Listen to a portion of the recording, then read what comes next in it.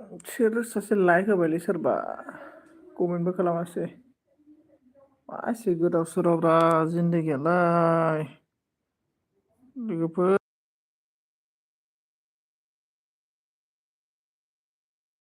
Hello hello hello hello.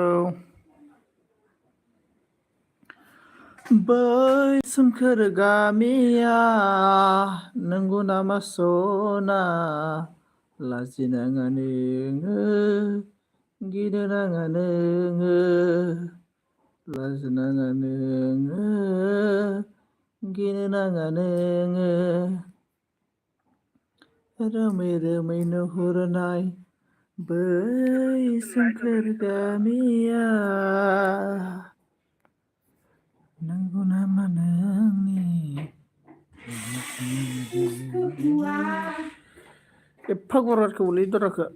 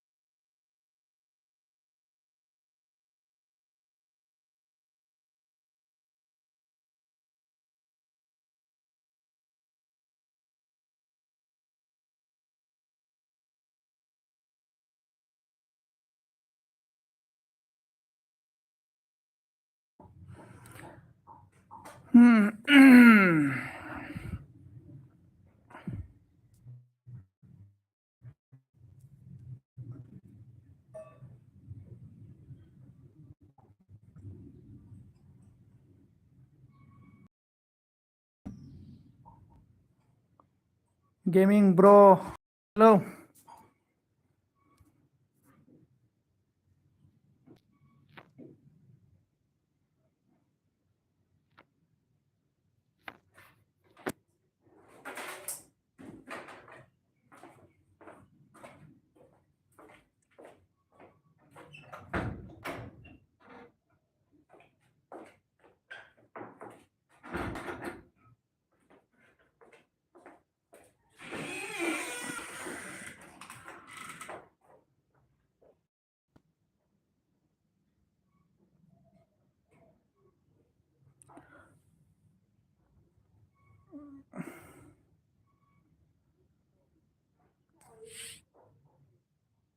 अनन thank you bro thank you wonderful gaming thank you bro गोदाव सोरावथारलै गोदाव सोरावखायनो होसारलाबायबायलां video बानायनो मोनलाब्रा मा जाबावगोनथाय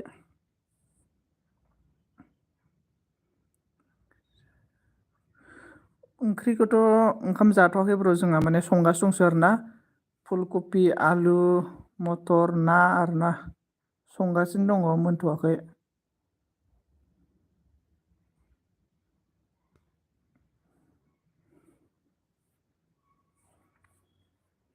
आङो फेसबुक पेजसो खुलिनो सानदों आरोना फेसबुक पेजाव माने इउटुब खुलिनाया माने एसां सहस नङालै माने सहस नङा माने जेनेबा एसे सिनायजानाय जागोराबाथाय इउटुब चेनेल खुलिनानै जेबो फायदा गैया आरोना ओंखायनो फेसबुक पेज खुलिदो फेसबुक पेज खुलिनानै फेसबुक पेजावनो एसे जेनेबा सिनाय जानाय जाग्रोनांगौ आरोना बेनि उनावसो इउटुबाव फैयोबाथाय थाबैनो ग्र' जायो आरोना इउटुबा ओंखायनो आं फेसबुक पेजसो खुलिनो सानदों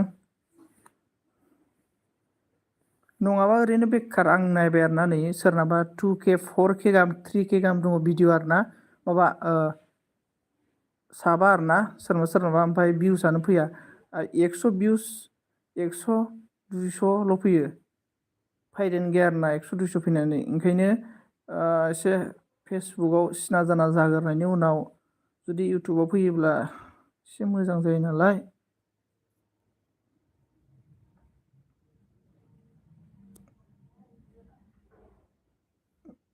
ब्र'आ ओंखाम जाबाय नामा मा ओंख्रि जाखो ब्र' गेमिं ब्र' बहानिमोनलाय ब्र'आ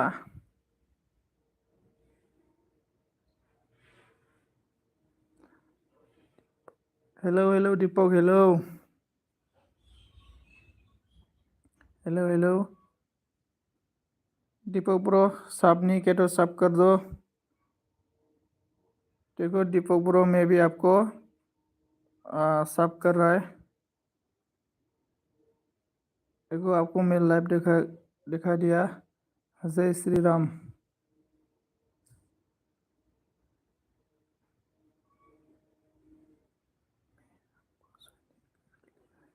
हाँ थैंक यू ब्रो मैं भी आपको ज्वाइन कर लिया। Thank you. दीपक आप कहाँ से हो? क'क्राझारनि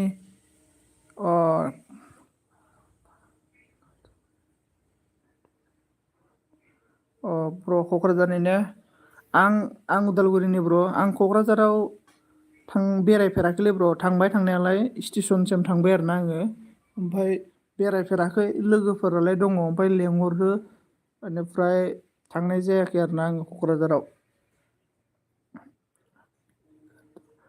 हाँ ब्रो मैं आपको भी सब कर दिया है।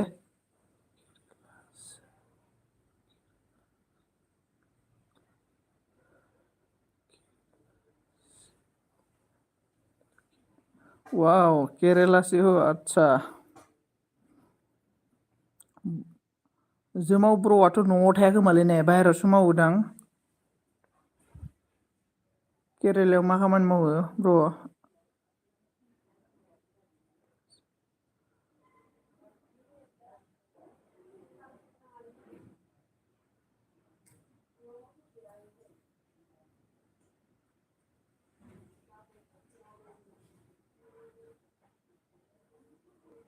गोदाव सोरावथारलै मा खालामनो भिडिअ साबलाबायबाय आं।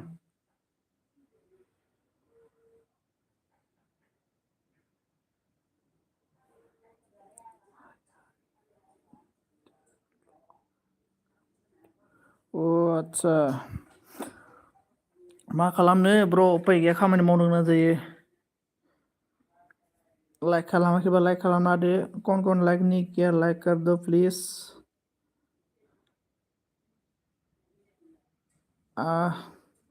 उपाय गैया ब्र' आंबो नै मिस्ट्रिसो मावगासिनो दङ ओमफ्राय दिनै गैया आरोना खामानि ओंखायनो दिनै थाङासै। बे मिस्ट्रि खामानि मावनायखायनो सोलाबथारालै न'आव थाबाय थानो माने भिडिअबो बानायनो सोलाबा बेरायनोबो सोलाबा आरोना। रश्मि बसुमतारी हेलौ रश्मि मा खबर माबोरै दङ?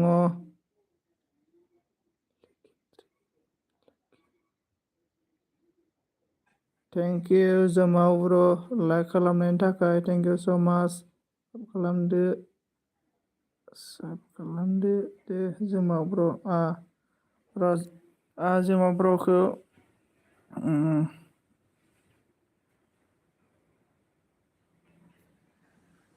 जोमाव ब्र' वान्डा फर गेमिंखौ सापर्ट खालामनांगौनो आरोना।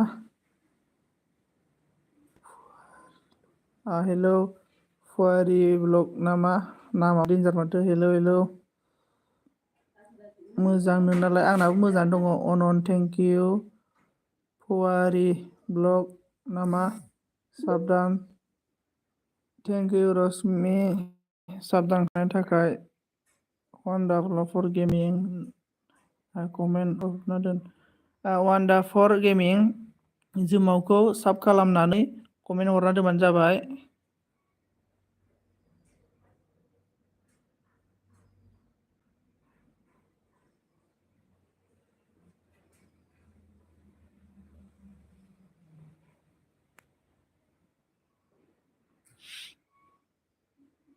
हेलौ होनदों हेलौ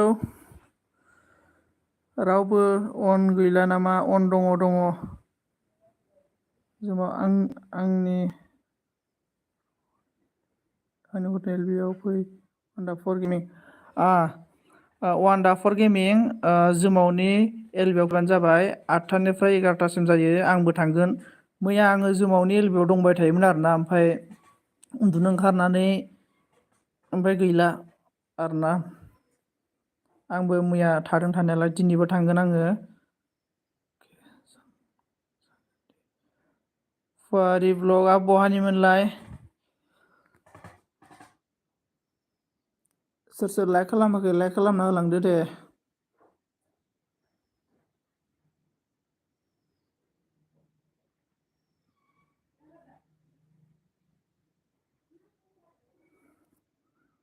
आंखौ सासे सोरबा माबा खालामदों होनना बुंदोंमोन दै बबावबा खालामाखै नोंदां माथो।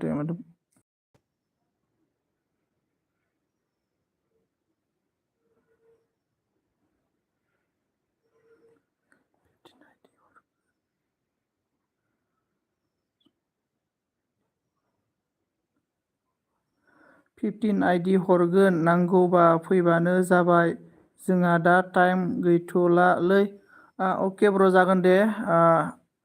आं मिथिखायो मा होनो नों खामानि मावनाय मानसिया टाइम सोलाबा होननानै जेबो नङा। आं दाहाय हरनि 8टायाव थांगोन नोंनि एलबिआव थांगोन आङो ब्र।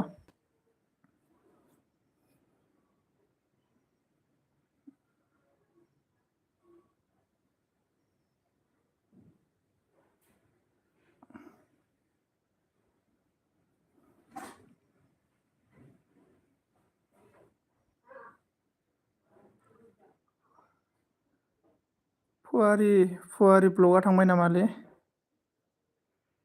हेल'।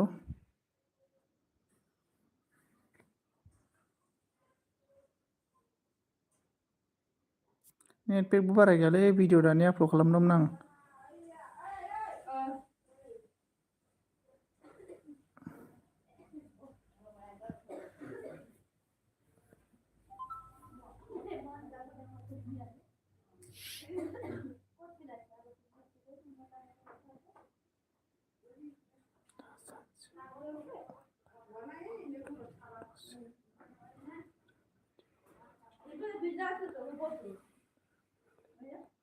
अ 1टायाव माने ओरैनो फैगोन आरोना ओमफ्राय आइडि हरा आरोना। जागोन दे ब्र जेबो नङा। आङो नोंनि माबायावनो मोनायाव 8टासोआव आं फैगोन नोंनि एलबिआव थांगोन आङो ब्र। नोंनि 8टानि एलबिआव थांगोन।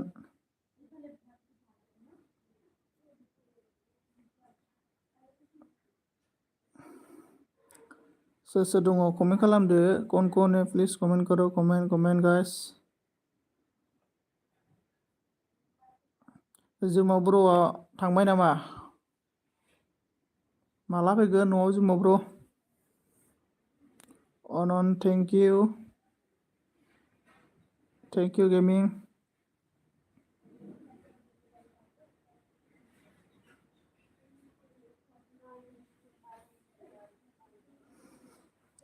सोर ब्लग बानायोब्ला मा एप्सआव भिडिअ एडिटिं खालामो खोन्थाहरदो दे आंनोबो। Thank you bro thank U अन थानायनि थाखाय।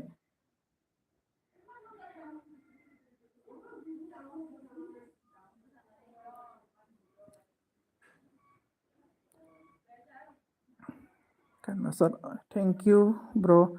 आंनिया फुराना काइन मास्टार दंमोन नाथाय दायो जालालै मा जाखोथाय। ओमफ्राय बे आंनि रेडमि 10 प्र'आव काइन मास्टारानो डाउनलड खालामबाबो जाया माने बेलेग मबाइलाव जायो ओमफ्राय बे रेडमि 10 प्र' काइन मास्टारा डाउनलड जाबाबो जाया आरो ना मानो जायाथाय मिथिया। डाउनलड जाबाबो बुस्थुआनो जेबो सेटिंआनो जाया ओमफ्राय बेलेग मबाइलावबा जायो डाउनलड खालामबाथाय।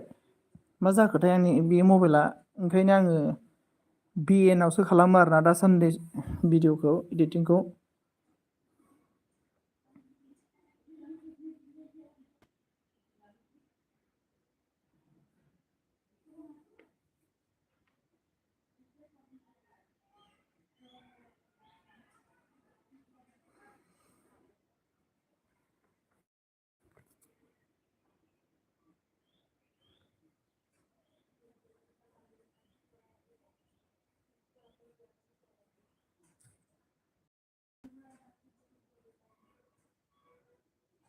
आरो मोनसे खोथा लोगोफोर नोंसोरो माबाखौ जेनेबा साइड बेकग्राउन्डनि मिउजिकखौ मानिफ्राय लाबोयो नोंसोरो?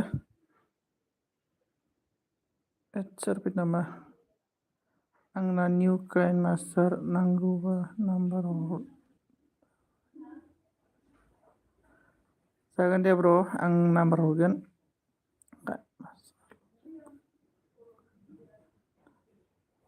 Okay, bro. Radhe Radhe. Ha, Poonamji. Hello, how are you? Good afternoon. Non, thank you, gaming. On थानायनि थाखाय. How are you, Sanjit ji? I am fine. Matthew. अच्छा. I am fine. Good. हमेशा fine ही होना चाहिए.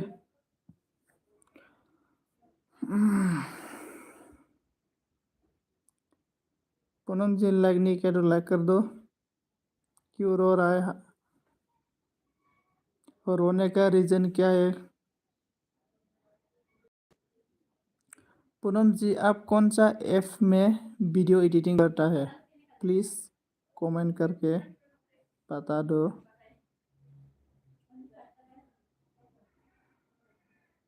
पूनम जी बिराद गाबबायलै. Thank you so much Poonam ji like done करने के लिए. कौन कौन है मेरा एलबी में? प्लीज़ कमेंट करो गाइस. क्या बोलो? आपका मर्जी क्या बोलना है. क्या पूछता है पूछ लो.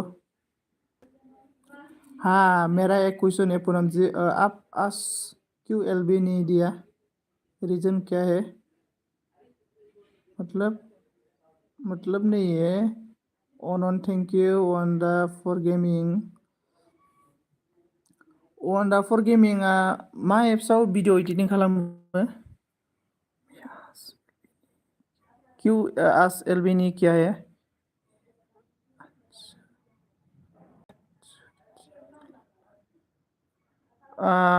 मायो Bimal plus Sanji blog E आंसो चेक खालामलाय. आंसो माने कमेन्ट नामा ब्र नामा इयो? आं नोंनिखौ साब खालामना होबाय आरोना नै. अल खालामना होबाय आङो. भिडिअखौ दाहाय नायगोन आङो. ओइ साला रोंलायलाङालै आं गोदान मानसिना. थालांजोब्बाय कमेन्टआ.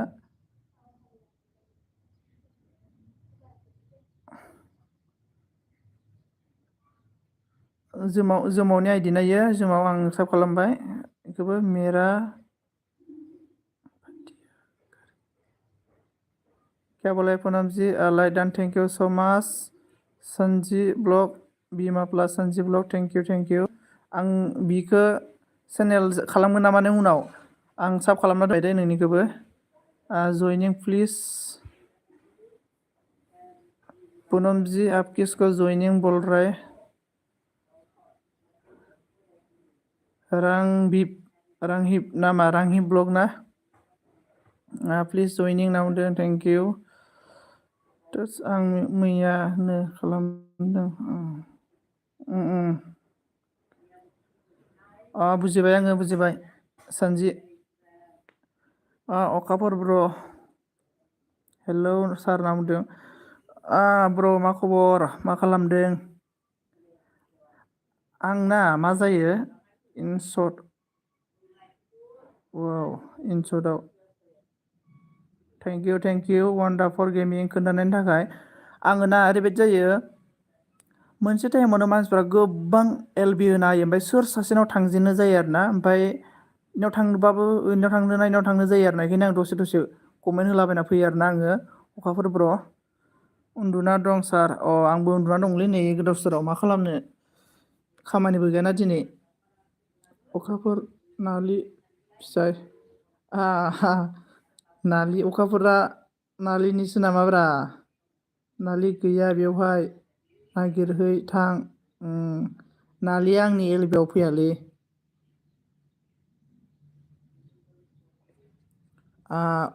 ओके बाय. पूनम जी अब क्यों जा रहा है? मैं ठीक नहीं. क्यों? अखाफोर नालि फिसाय गैया बेवहाय. थर नालिया फैयालै आंनियाव. मानो फैयाथाय?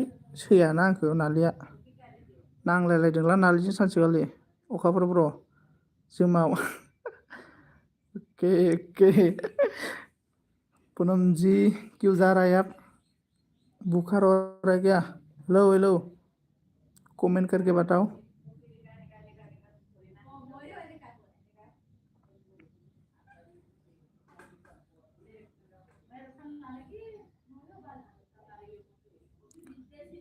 ठीक है ठीक है।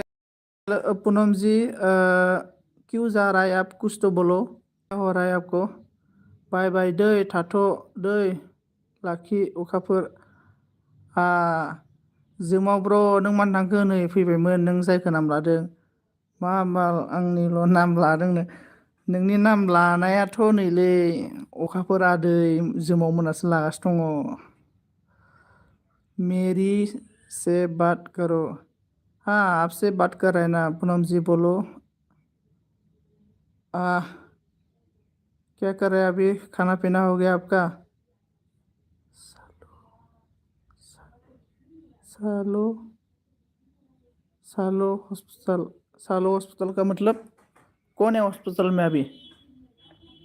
रुको, मैं आप वीडियो डाला है, चेक करता हूँ मैं आपको। Short video.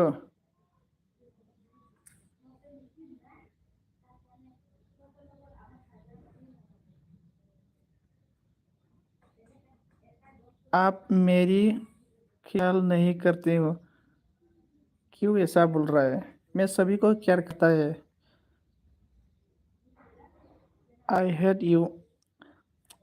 Sorry sorry sorry, क्या हो गया आपको?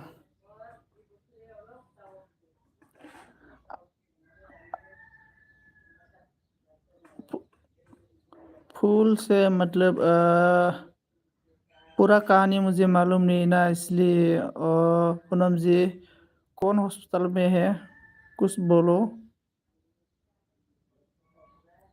On Wanda Pay Wanda for gaming on thank you, जुमा ऑन थैंक यू। थयला नामायलाय हेलौ आदै, हेलौ हेलौ। थयला माबा नामा, सेन्देल नामा? नायनो आं चेक खालामनो। सेन्देल नङा।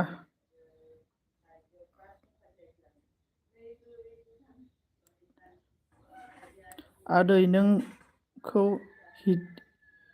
हिदि खालामबाय होनबा ना? ओंलै मा होनबावनो। थांबाय नामा नालियालाय? नालिबो थांबाय, अखाफोरबो थांबाय। कमेन्ट समेन्ट जेबो खालामासै माथो। कुछ तो गड़बड़ है, दाल में कुछ तो काला है ने ऐसे नामाब्रा। आसलते ना पूनम जी, हेलो पूनम जी क्यों रो रहा है? पूनम जी मतलब देखो, मैं बोल रहा है ना, जिंदगी में कुछ पाने के लिए कुछ खोना पड़ता है भी है, और जिंदगी में कुछ पाने के लिए कुछ खोना नहीं, कुछ करना पड़ता है। देखो, रोना धोना छोड़ दो।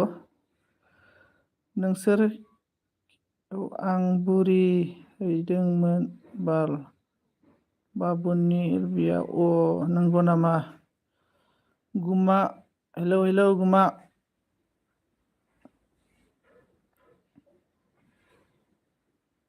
ओके ओके पूनम जी।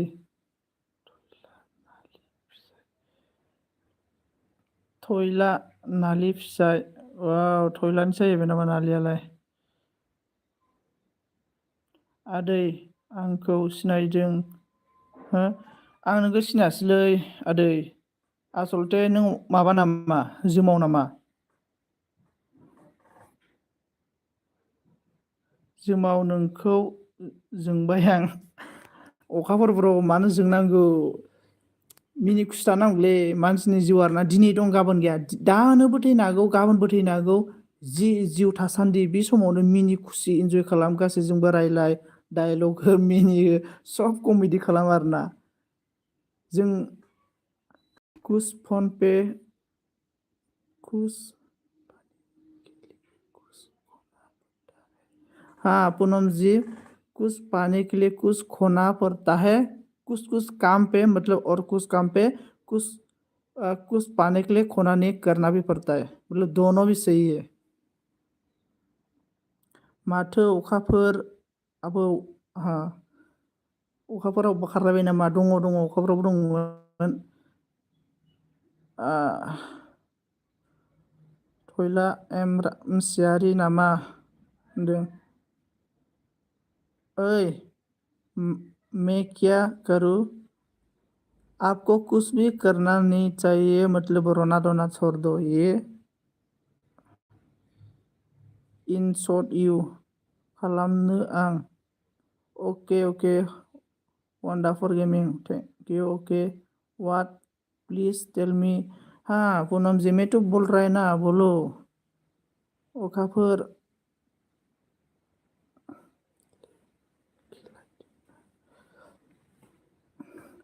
ब्र मा जाखो बुंलाय मा प्रब्लेम लोगो लोगोनि सलुसनखौ सल्भ खालामना होजोबगोन आङो ब्लू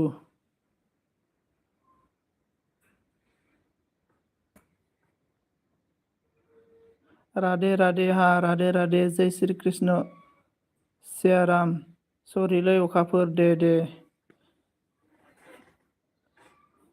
लोगोजों लोगो मालाबा सरि जाया नङा नो सरि नो thanks just friendship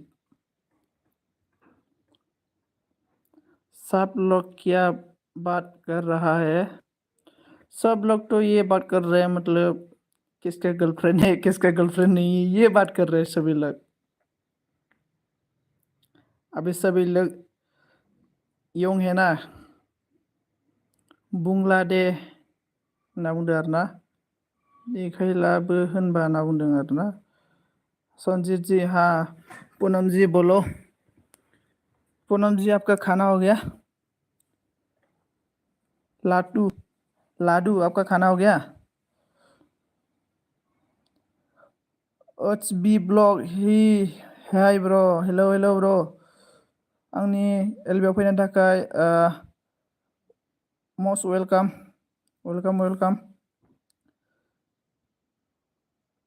Sujal hello Sujal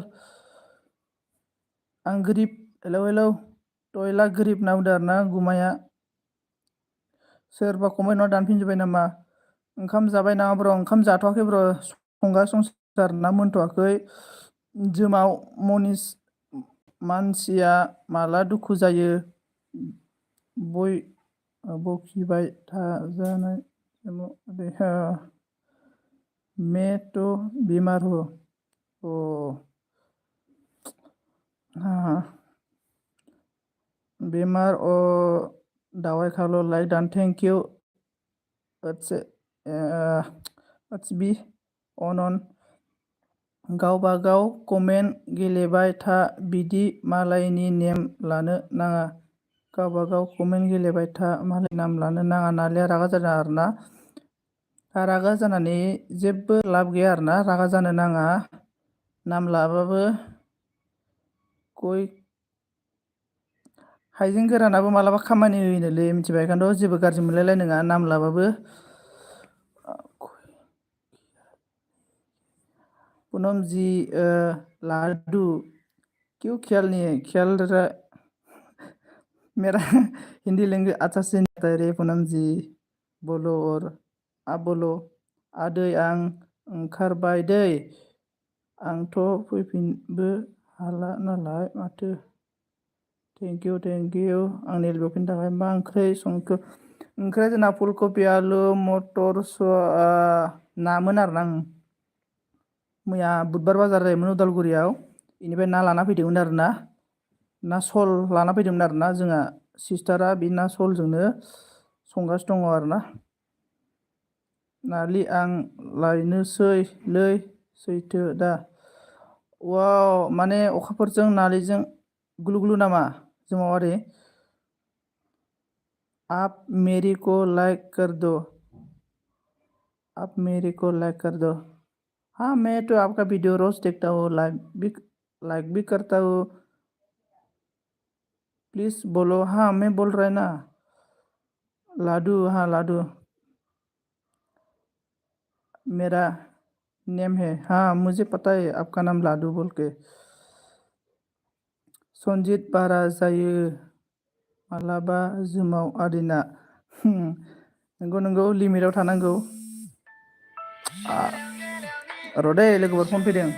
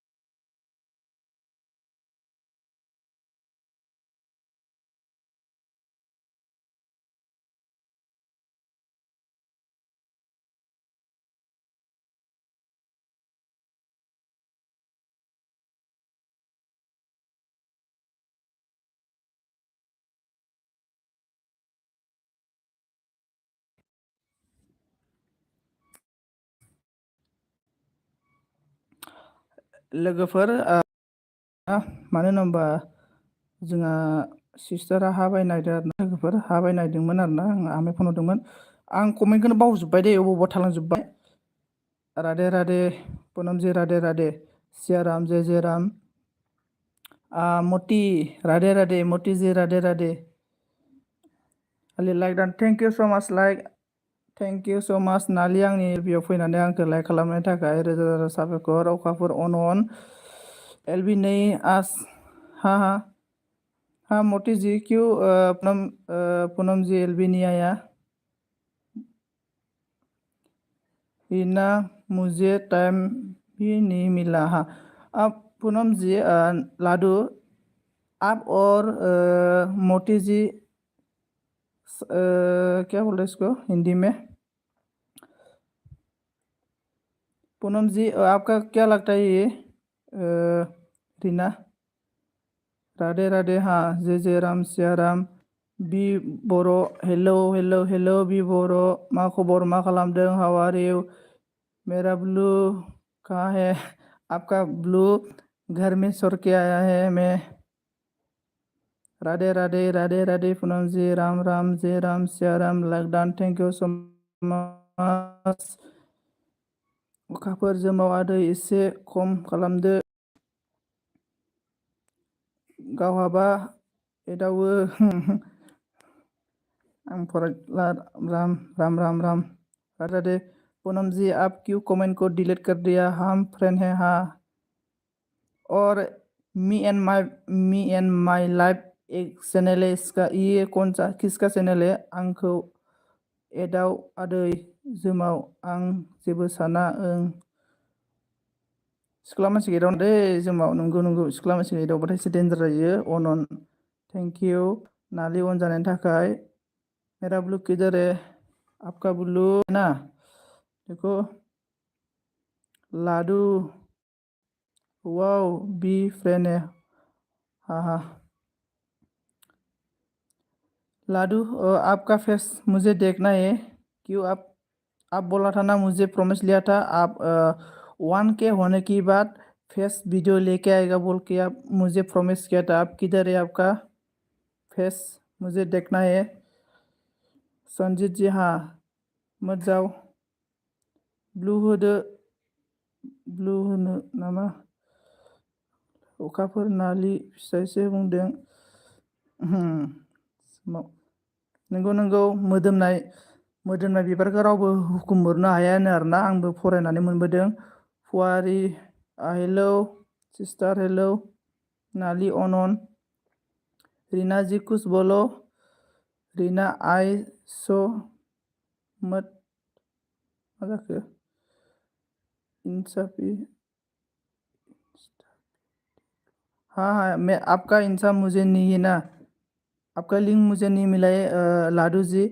मेरा वीडियो में डिस्क्रिप्शन में लिंक है इंस्टा का भी है फेसबुक पेज का भी है और मुझे फॉलो करके फॉलो करो मैं भी आपको बैक फॉलो करेगा ठीक है। आंनिखौ ग्रीन खालाम ब्र नोंनिखौबो ग्रीन खालामनानै होबाय नै होबाय आरोना। पूनम फ्रेंड हो जाओ पूनम जी देखो बी बोरो की साथ फ्रेंड हो जाओ। पूनम जी जमाओ को भी फ्रेंड कर दो इसका पास भी बहुत सारा आईडी है। नाइट में एलबी में आएगा तो आपको आईडी मिलेगा। नोंबो माथो आं अबा कमेंटखौ फरायासै दे माने हाँ very very good morning all of you अभी आफ्टरनून हो गया मोती जी दिनै आलासे रावबो जोंखायाखै आं बिदिनो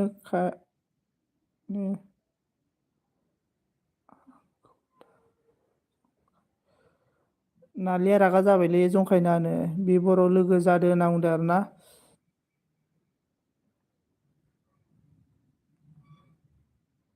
जोमा अखाफोरा गाबबायलै जोमा अखाफोरनो हायोब्ला मोजां गोलफोर नायना होदो जाहाथे अखाफोरनि हाबाखौ जों थाबैनो मोनजायो। ग्रिन खालाम ब्र आंनिखौ ग्रिन खालामबाय आप रीना कुछ समझा।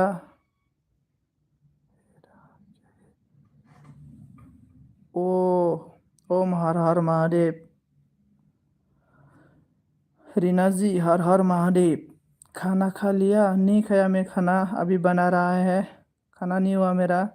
Good afternoon. हाँ पूनम। पूनम जी बी बोरो के साथ साफ करो, बैग साफ करो। पूनम पूनम जी बी बोरो को बैग साफ करो। अन दों नालिया, थेंक यू। नालिया दाना लेभेल जाथारबायलै मालाय। बि बर' लोगो जादो। बि बर' लोगो जादो नै फुवारि ब्लगजों। फुवारि नामा आं बारा स्पेलिं रोङालै। लेखा फरायाखैना आङो, मोसौ गुमब्रा दाहोनासो थायोमोन आरोना आङो, बेखायनो लेखा फरायनो मोनाखै।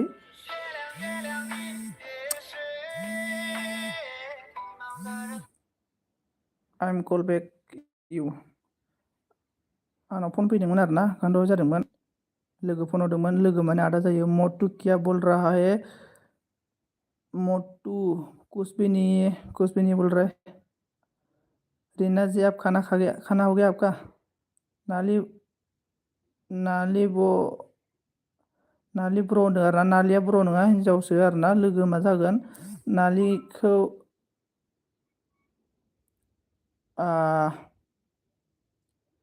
नालि लोगो जादों आरोना नै। अखाफोर like dancer, thank you so' माच अखाफोर। अखाफोरना मन' जाबाय नामाब्रा? मन' ना मा बुङो नोंसोरो? बेलेगफोरालाय डाइरेक्ट नामखौनो बुंथारो माथो।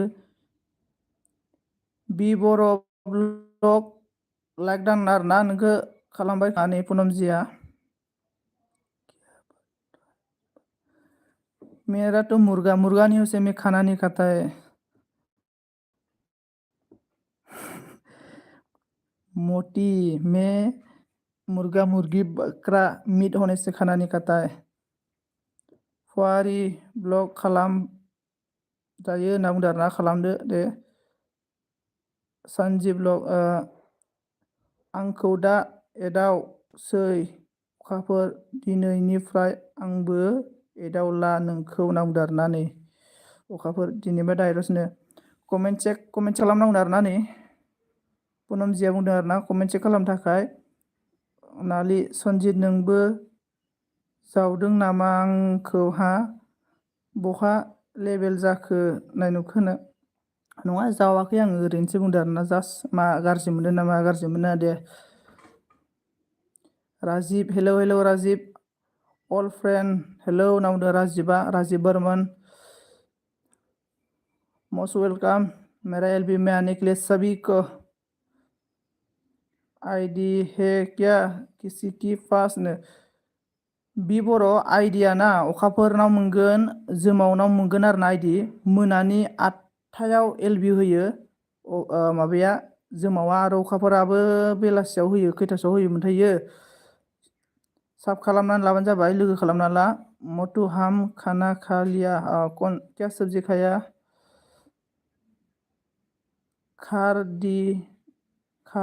खारदीदान का मतलब Poonam. Rajiv Sanjiv hello friend, hello Sanjiv. Sanjiv सोंलांबाय। हाँ राजीव आपको ब्लू चाहिए तो बोल दो। आंखौ एदाव जोमाव, नालिखौ दा एदाव। सिख्लाफोरखौ एदावना लादों लोगोफोर। सिख्लाफोरखौ नाय दाउस्रि बाहा सोलायनाय बायदि खेख्ले खाख्लाफा आरोना सिख्लाफोरनि माबाया आरोना। बेखायनो सिख्लाफोरखौ एदाव नङा, सेंग्राफोरजों सेंग्राफोर एदावलाय। सिख्लाफोरनि नाम लानाङा आरोना, एसे बोरैबा जायोना। नंगौ। पूनम जी इवनिंग में एलबी करो। हाँ पूनम जी प्लीज इवनिंग में एलबी करो, मैं आपका एलबी में जरूर आएगा। आं नोंनि एलबी आवसो बुंसिगोन। अखाफोरनि एलबी आवसो बुंसिगोन आरोना। हंस रहा है, क्यों हंस रहा है रीना जी? हिंदी बोलना, हिंदी बोलने का। हाँ हिंदी बोल रहा है। फुआरी ओके। बी बर' ब्लग जी आपको फ्रेंड बना लिया है। बि बर' नोंखौ पुनमजिया फ्रेंड बानायबायनो। नालिया अन होनना बुंदों, थेंक इउ। सनजिजों आंजोंखौ मानो जरायो बुंलाय ला मिथिलांला नोंसोरखौ बोरै बोरै जाखो सोर सोरनो गार्लफ्रेन्ड नांगौ आंनो खोन्था सासे सासे बाना होगोन आं नोंसोरनो गासिबनोबो very good Motu thank you so much Reena darling okay bye bye Poonam ji क्यों जा रहा है नाली सिस्टार खालामबाय साब होनना बुंदों आरोना बेक खालामफिनदो आरोना कमेन्ट चेक खालामबानो जाबाय नालि नै फुवारिया खालामबायनो नोंखौ अनन बाय लाडू जी क्यों जा रहा है प्लीज मत जाओ मुर्गा नहीं खाना मुर्गा खाएगा मैं आपको नहीं मिलेगा तो मुर्गा ही खाएगा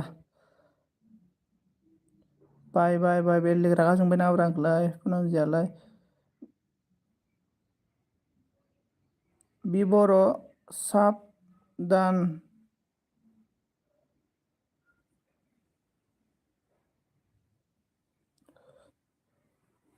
आइदै गोदना साबायलै नै उन्दुनाया फुवारि ब्लग साबदान थेंक इउ स' माच जोमाव आंनि एलबिआव फैनानै दसे समबाबो नोंनि बेसेन गोसा समखौ आंनि एलबिआव फैनायनि थाखाय नोंनि एलबिआव दा मोनायाव थांफिनगोन आङो अके रात कर दिलिया रेटि कर रात कर दी जाएगा क्या बोल रहा है पूनम जी मैं समझ में नहीं आ रहा है सोरबा फैदोंमोनलै र' आं बर' थेंक इउ स' माच आं बर' आंनि एलबिआव फैनायनि थाखाय वेलकाम वेलकाम हेल' हेल' पूनम जी ब्लुटुथ अन मुझे भी सिमाङाव नों आंनि मानो फैया सोरनि कमेन्टखौ आं कमेन्ट फरायला नामा मेथाइ खननोसै नामा कमेन्ट खालाम मेथाइ खननोबा क्लासिकेल एलाहाबाद क्लासिकेल मिउजिकआव 3rd इयार कमप्लिट खालामनानै फैदों आं लोगोफोर मेथाइ खननांगौबा मेथाइ खनगोन अखाफोरा गावखौलाय श्रीजी आप कहाँ से हो मैं आसाम से हूँ I am from Assam ID है तो दे दो बि बर' जोमावनि एलबिआव फैबानो जाबाय दा हरनि 8टायाव आइडि मोनगोन आरो नै अखाफोरजों लोगो जा अखाफोरनाव गोबां आइडि दङ अखाफोरा आइडि खुलिगोन होनना बुंदोंना दिनै आंनि अखाफोरनि आइडियाव फैबानो जाबाय गोबां आइडि दङ अखाफोरनाव पूनम जी आपको आईडी चाहिए तो अखाफोर को फ्रेंड हो जाओ अखाफोर के साथ पूरा आई है शायद 20-30 प्लस आईडी हो सकता है अखाफोर के साथ मिल जाएगा अखाफोर के साथ फ्रेंड हो जाओ मेरी एक ही आईडी है हाँ मेरा भी एक ही आईडी है बी बर' ब्लॉग जी आपको ज्वाइन कर दिया है पूनम जिया बी बर'खौ ज्वाइन खालामबायनो आरोना आप रात कर दीजिएगा किसको रात कर दीजिएगा पूनम जी मेरी नाम ना लो हाँ पूनम जी रेस और ब्लॉग लिंक भेजो me and my life hello hello me and my life ओम हर हर महादेव वाव नंगौ नामा खनलाय होनदों आंखौ खननोबो लाजिलाय लाङोलां जस जाबासो खनोलै आङो जस गैयाबा खना जसानो जायासै क्या बोल रहा हो मेरा अपना भाषा बोल रहा हूँ मैं me and my life how are you आप क्या कर रहे कैसे है लाइक नहीं किया तो लाइक कर दो please me and my life जोमावा अन होनना बुंदों फुवारियाबो अन होनना बुंदों अखाफोर हरलाय होनना बुंदों आरोना अखाफोरा बिदियाव बि बर' अखाफोरनि एलबिआव थांबानो मोनगोन आरोना अखाफोरनि एलबिआव अखाफोरखौ साबधान खालामना लाबानो जाबाय। इनि उनाव अखाफोरनि एलबियाव थांबाथाय मोनगोन आरोना आइडिखौ। मी एंड माई लाइफ, आपको आईडी चाहिए तो अखाफोर को साफ करके रखो। अखाफोर का एलबी में आएगा तो आप बहुत सारा आईडी मिलेगा। हम जा रहा है, क्यों जाएगा? जोमा अफिसियेल आबो लोगो जानो नामा? इसोरखौ जोमावा थांबाय जानो हागौ। जोमावना खामानि मावो, जोमावा बिजि। जोमावखौ साब खालामनानै कमेन्ट खालामनानै दोनबानो जाबाय। ओमफ्राय जोमावा नोंनो बेक हरखागोन। जोमाव अन दङ, लोगो जागोननो। राधे राधे। आं माने सोरबा लोगो जानो नामा होनना बुंदों। अन दङ, अन माय best friend. Radhe Radhe. My best friend Shri Krishna. Like done, thank you so much. Me and my life. Bye bye जोमाव, बाय बाय जोमाव, बाय बाय। अके, आंनि एलबियाव फैनायनि थाखाय दसे समबाबो thank you. Me and my life friend हो जाओ। Me and my life friend हो जाओ, सभी के साथ फ्रेंड हो जाओ। Me my life, my best friend कौन है? मेरा भी बेस्ट फ्रेंड है। आप तो राधा के बारे में कुछ भी मालूम ही नहीं है। जोमा अफिसियल आबो लोगो जादो। फुवारी ब्लग जोमावखौ साब खालामनानै कमेन्ट खालामना दोनबानो जाबाय। बियो दा मोनायाव नोंखौ बेक हरफिनगोन। मानो होनबा मानसिया खामानि मावोना, टाइम आरोना, ओंखायनो दा मोनायाव हरफिनगोन बियो। माई एलबी ऑन करो? हाँ कर दो, आपका मर्जी। बाय ना बुंदों लाडू। आपका मर्जी लाडू। आप तो बहुत गुस्सा हो गया ना मुझे।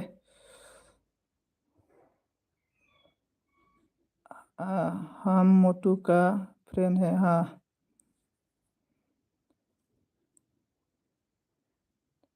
करो पूनम इवनिंग में।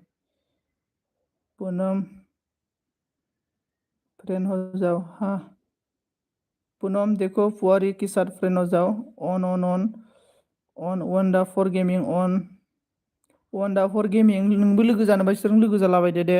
इनि आं ब्लू होना जोब्बाय। जइनिं मी होनना बुंदों। राधे जे राम सिया राम। सोर दंबावथाय? नालिया थांबाय नामाथाय?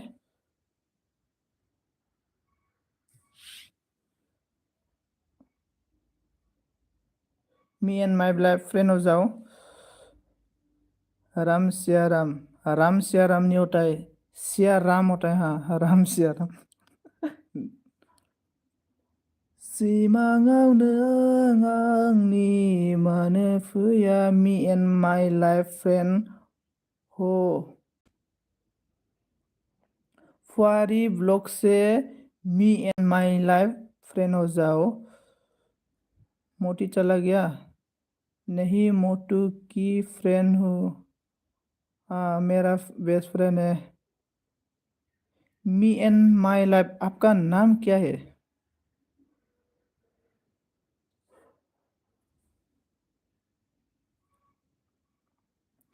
आं दिनै जोबोद गोजोननाय मोन्दों आंनि एलबियाव फैनायनि थाखाय। गासै लोगोफोरखौ आरोना जोबोद गोजोननाय मोन्दों। दसे समब्लाबो आंनि एलबियाव फैनानै आंखौ इन्जय खालामहोनो थाखाय। खोथा लोगोफोर, आंखौ निमाहा होबानो जाबाय आरोना। मानो होनबा आङो फ्राय सोरनिबा कमेन्टखौ फरायनाय जायासै, बारख्ल' बुख्ल' फरायबोबाय आरोना, गाज्रि दामोन। राधे राधे राधे राधे।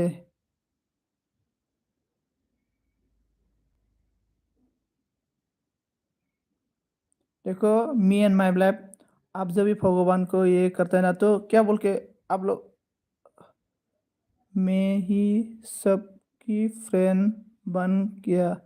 हाँ, मतलब मेरा सबसे पहला फ्रेंड है पूनम जी। इसके बाद ही रीना को भी मिला है, और इसके बाद मी एंड माई लाइफ को भी फ्रेंड मिला है।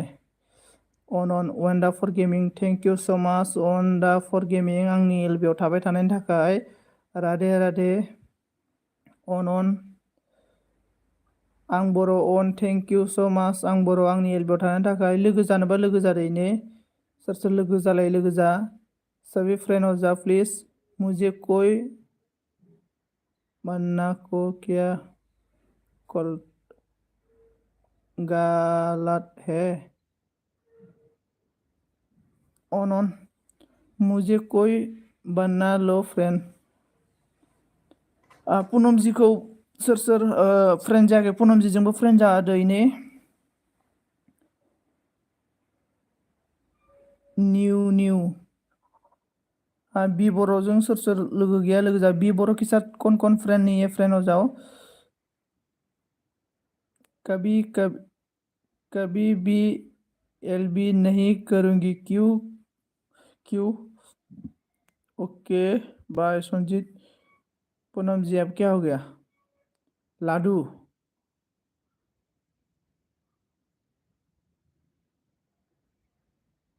हेलो लाडू जी। देखो हम लोग का मेरा बेस्ट फ्रेंड, मेरा मित्र आ गया। रीना जी मेरा बेस्ट फ्रेंड भी है, मेरा दुश्मन भी है। वीडियो देखो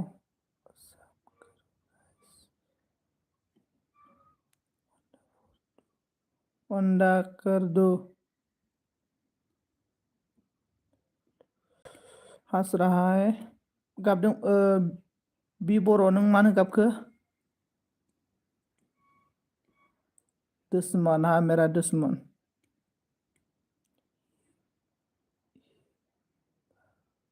हे भगवान लाडू क्या हो गया? हे भगवान दो प्रदान। मैं हिंदी बुक में ही मिला था, क्लास 9 ना 8 में था। हे भगवान दो प्रदान ऐसा पॉइंट। रीना को बोलो साफ करने के लिए। रीना जी बी बोरो को साफ कर दो प्लीज। अन आं बर' नोंबो लोगो जानो नामा इसोरजों? रीना जी फ्रेंड कर लो इन लोगों सभी को। मेरा रिक्वेस्ट है, नहीं करेगा क्यों? मेरा दुश्मन है ना आप, इसलिए नहीं करेगा बोल रहा है। देखो लाडू रो रहा है। लाडू को एक अच्छा पूनम चौधरी बैक कर दो। पूनम चौधरी पुआरी ब्लॉग को क्यों बैक नहीं किया? बैक कर दो। बैक साहब। रीना साफ करो।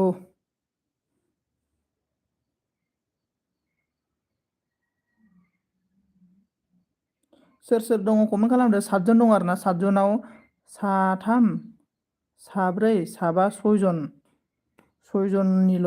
6 जनल' दं आरोना आंनि आन्दाजाव।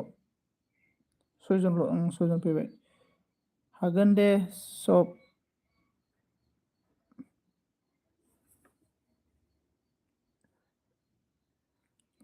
कौन लाइक नहीं किया लाइक कर दो प्लीज।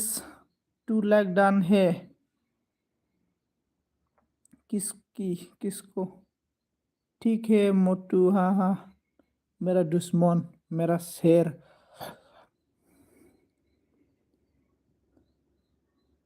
पूनम जी रो रहा है। रीना जी पूनम जी बुखार हो रहा है, आप इसको क्यों खबर नहीं लिया? वीडियो नहीं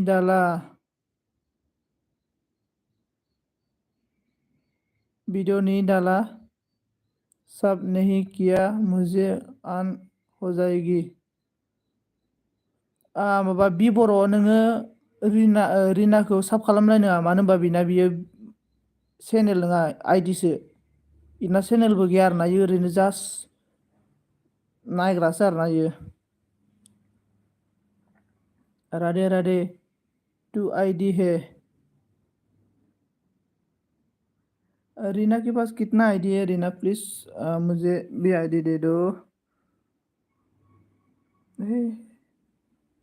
रीना जी मुझे भी आईडी दे दो। मेरा गला दर्द हो रहा है। ओ गुड प्लीज। क्या हो गया पूनम जी?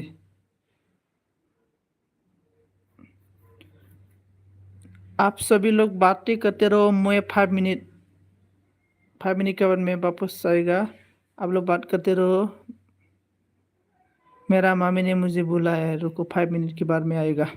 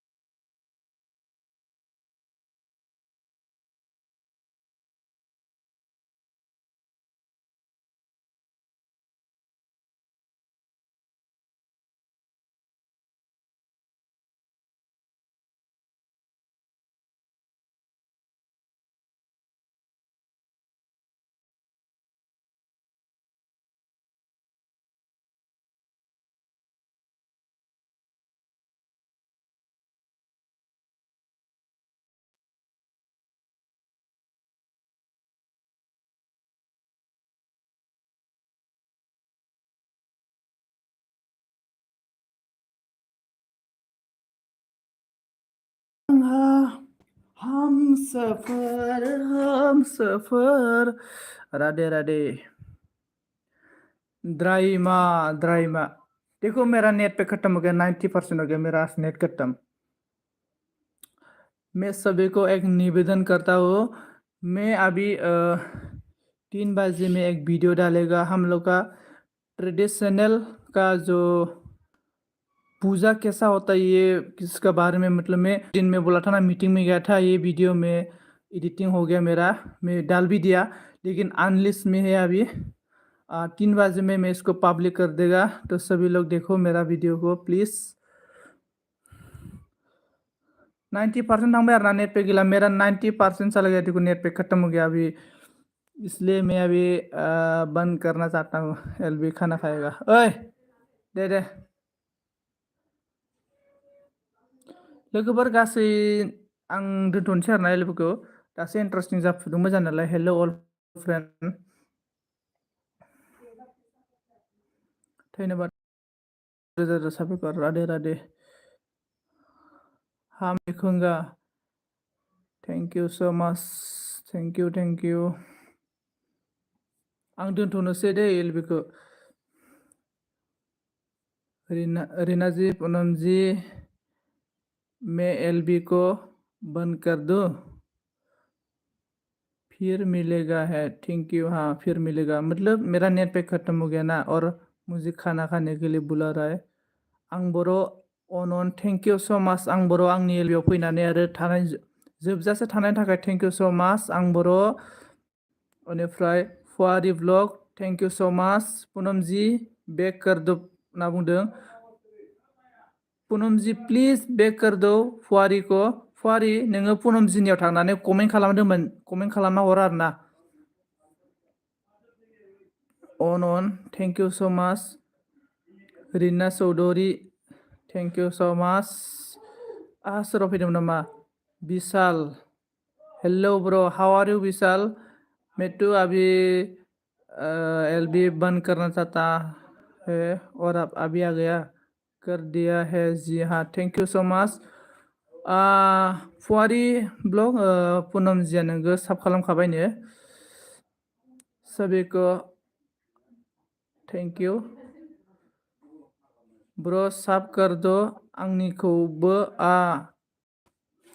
नै विशाल ब्रो, नोंनिखौ साब खालामबाय। 740 ना नोंना? 741 जाबाय नोंना नै लोगो।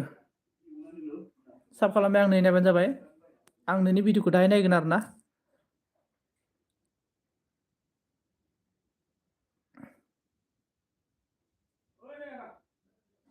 पूनम चौधरी बेक साबनो, पूनम चौधरीया नोंखौ बेक साब खालामखाबाय, फुवारिनो बेक साब खालामबाय होनना बुंदों आरो ना इयो।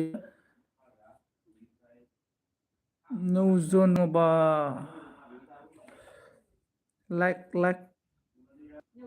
करो, लाइक करो, लाइक करो। बाय बाय बाय पूनम जी, बाय बाय। मेरा मुंह में पूनम जी आता है, रीना का नाम ही नहीं आता है मेरा मुंह में, पता नहीं क्यों।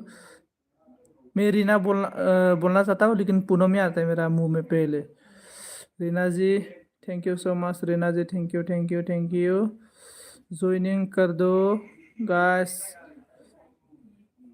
आंग बोरो के साथ ज्वाइनिंग करो प्लीज सभी लोग। आंग बोरो के साथ सभी ज्वाइनिंग हो जाओ। पूनम चौधरी पूनम चौधरी बेक खालामबाय।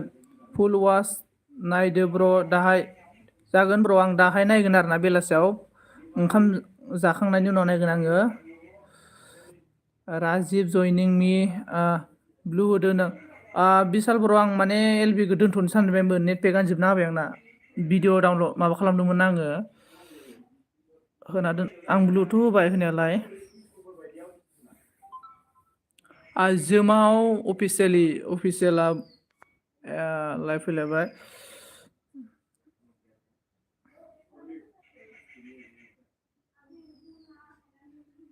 आं बर'आ अननो थेंक इउ स' माच। आं बर' थेंक इउ स' माच आंनि एलबिआव जोबजासे थानायनि थाखाय आरोना, थेंक इउ स' माच। आरो सोर सोर दङ गासैनिसिमबो आरोना, जाय आंनि एलबिआव दसे समब्लाबो नुजाफैबाय, कमेन्ट खालामबाय, लाइक खालामबाय, बिथांमोननिसिमबो आरोना थेंक इउ स' माच।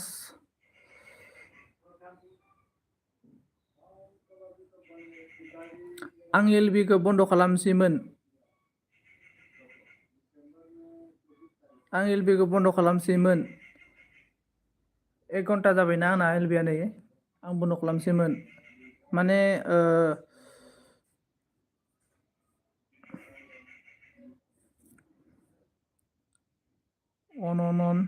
ऑन थैंक यू यार।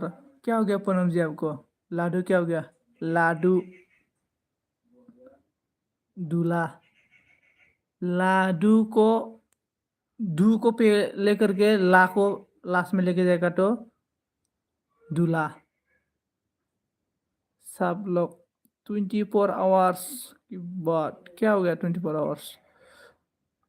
आं बोरो सब सावधान है, मेरा तो मैदान है, मेरी एलबी आओ। हाँ आपका एलबी में तो मैं जाएगा ये, बोलो प्लीज़ क्या बोलना है। रीना वहाँ आईडी से ज्वाइनिंग कर दीजिए। हाँ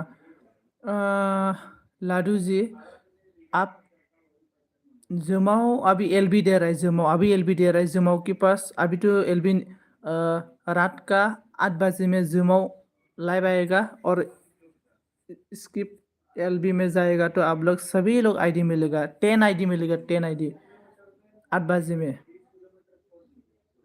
संजय जी आप समझाओ प्लीज। हाँ ओके। 24 आवर बाद क्या होता है?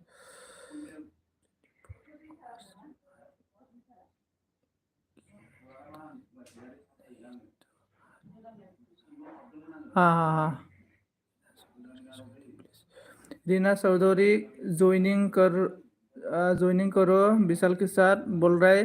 रीना चौधरी ज्वाइनिंग प्लीज बोल के।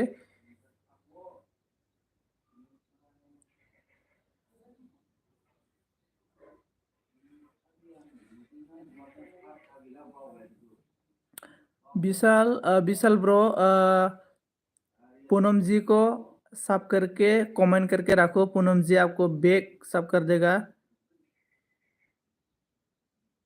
पूनम ज्वाइनिंग में, पूनम जी आपको पहले ज्वाइनिंग नहीं करेगा विशाल, आपको पहले करना पड़ेगा। ओके राजीव बर्मान, आं ओंखाम जानो सानबायमोनलै लोगोफोर।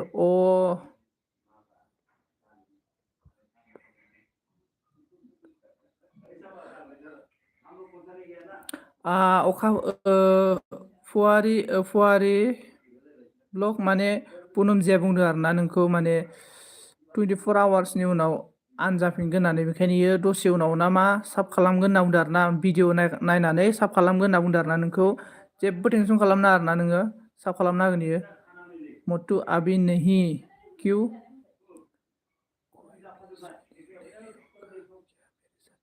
विशाल बोल रहा है कि कोई भी ज्वाइनिंग नहीं होगा क्या, मेरे साथ बोल रहा है सभी। विशाल के साथ भी ज्वाइनिंग हो जाओ। मी एंड माई लाइफ मोटू बेट बात करो। हाँ, मी एंड माई लाइफ बात करा। मी एंड माई लाइफ आपका नाम क्या था, मैं भूल गया। मोटू नेट खत्म हो गया। हाँ, मेरा तो नेट खत्म हो गया, अभी 90% चला गया मेरा। बाद में 19 रुपये का डालना पड़ेगा। ये सब लोग पागल हो गया। हाँ, सभी लोग पागल ही है। पागल ने तो मैं भी इंजीनियर डॉक्टर कुछ मैं भी बन सकता था, लेकिन मैं पागल है इसलिए मैं भी नहीं बना। सभी लोग ये यूट्यूब में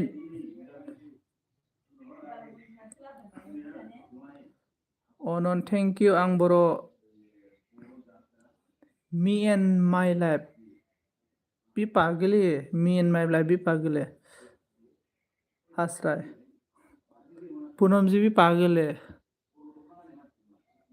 मोटी भी पागल है। सभी लोग पागल है, इसलिए तो पागल पागल की सारी फ्रेंड उठा है।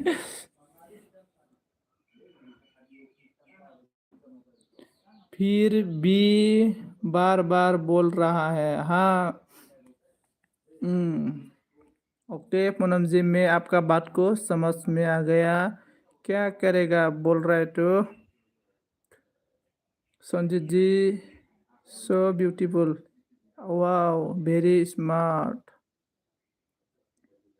मेरा पहला फ्रेंड लाडू है, इसके बाद रीना है, इसके बाद मी एंड माई लाइफ थर्ड। ओए आंखब दान, मैं खाना खाने के लिए जा रहा है, साफ कर दो। दी दीपा सदरी ओए थांगासिनो दङ।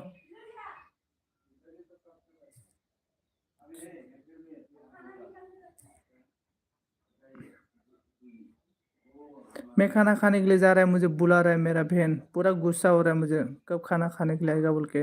ओए मैं 4 बजे में शाम को 4 बजे में मैं वापस एलबी आएगा, फिर सभी लोग को मिलेगा। थैंक यू सो मच, मैं एलबी रखना चाहता हूँ। Thank you. एक क्या नाम आया था, दीपा। आपको मैं सब कह रहे हैं दीपा, प्लीज मुझे भी बैक सब कर दो। बाय बाय बाय बाय। राधे राधे, राम राम, सिया राम, जय Ram. Thank you so much सभी को, thank you so much. Bye bye सभी लोग, बाय बाय।